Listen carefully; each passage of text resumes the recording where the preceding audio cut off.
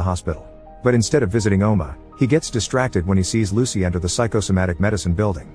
He waits for her outside until she's done, and while Lucy isn't happy to be found out, she shares her story. She's a shopaholic, and this addiction has destroyed her life. She also asks Paul not to tell Tony, and he promises he won't. Later at midnight, Paul slips and accidentally tells Tony that Lucy isn't coming to the storehouse today. Tony pushes for an explanation, saying it's really important for him, so Paul calls him out for using that pronoun and points out Tony doesn't really know anything about Lucy.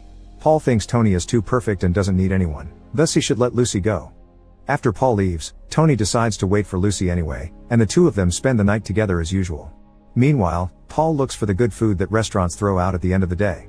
Zuckerman finds him there because he's been watching Paul closely, fascinated by his personality.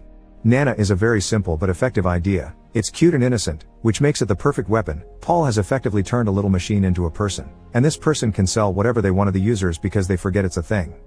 Zuckerman wants Paul to work for him and gives him a first-class ticket to California to think about it. Tony tries to follow Lucy when she leaves the storehouse, but she notices him and breaks up with him for breaking the rules. The following night, Tony returns to the storehouse and finds Lucy's space empty because it was seized by the government. Paul explains she was drowning in debt, which makes Tony believe he was the one to rat her out, and he punches him for it. This is the wake-up call Paul needed to understand they were never best friends, just two guys that have known each other for a long time. Paul gives up and tells Tony to keep the money before returning to his apartment, where he finds a crying Renata that tells him Oma died. As he begins crying, Paul realizes he never visited Oma at the hospital because of the stupid bet. Meanwhile, Tony remembers the night Lucy used Paul's phone, so he steals it from the office to dial the number she had used. It takes him to her voicemail where Lucy introduces herself with her full name, and now Paul can search that name on the town's public address book to find her.